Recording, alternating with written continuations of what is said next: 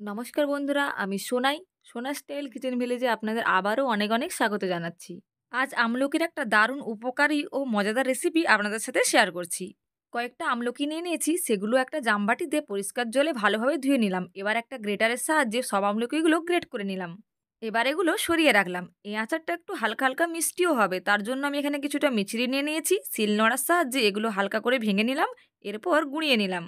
আর আপনারা চাইলে অবশ্যই মিছরিগুলো মিক্সিতে গুঁড়ো করে নিতে পারেন। আর এখানে কিন্তু মিছরির বদলে অন্য কিছু নেওয়া যাবে না, শুধুমাত্র মিছরিই নিতে হবে। সব গুঁড়ো মিছরিগুলো বাটিতে তুলে নেওয়ার পর এক বাটি হয়ে গিয়েছে। এইবার নিশ্চয়ই আপনাদের মিছরির পরিমাণটা বুঝতে অসুবিধে হবে না। অন্যদিকে একটা কড়া গরম করে নেওয়ার পর তাতে 2 চামচ ঘি দিয়ে দিলাম। ঘিটা খুব ভালোভাবে গলে যাওয়ার পর কুড়িয়ে রাখা আমলকিগুলো ঘিয়ের উপর দিয়ে দিলাম। এবার ঘিয়ের সাথে আমলকিগুলো খন্তির সাহায্যে ভালোভাবে মিশিয়ে যতক্ষণ না আমলকির কালারটা চেঞ্জ হয়ে আমলকির জলটা শুকনো হয়ে যায় ততক্ষণ পর্যন্ত নাড়াচাড়া করে নিলাম। এবার এখানে গুঁড়ো করে রাখা মিছরিটা অ্যাড করে নিলাম এবং খন্তির সাহায্যে সব কিছুকে আবারও ভালোভাবে মিশিয়ে নিলাম। একটা কথা বলে দিই, প্রথম থেকে শেষ পর্যন্ত পুরো রেসিপিটাই কিন্তু মিডিয়াম তাপে করে নিতে হবে।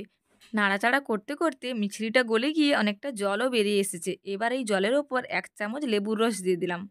আর একই সাথে দিয়ে দিচ্ছি 1 চামচ গ্রেট করা আদা এবং খুন্তির সাহায্যে আবার সব কিছুকে মিশিয়ে নিচ্ছি।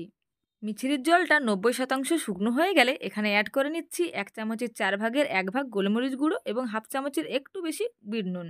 এবার খুন্তির সাহায্যে নাড়াচাড়া করব এবং মিছরির সম্পূর্ণ জলটা শুকনো হয়ে যাওয়া পর্যন্ত অপেক্ষা করে নেব। আমার এই রেসিপিটি যদি আপনাদের ভালো লেগে থাকে তাহলে অবশ্যই একটা লাইক, কমেন্ট আর শেয়ার করুন এবং যাদের আমার চ্যানেলটি সাবস্ক্রাইব করেনি তাদের উদ্দেশ্যে বলছি, প্লিজ আমার চ্যানেলটি সাবস্ক্রাইব করুন। মিছরির জল সম্পূর্ণ শুকনো করে নামিয়ে নিলাম। এয়ারটাইট জারের মধ্যে আপনারা এটা রেখে দিতে পারেন।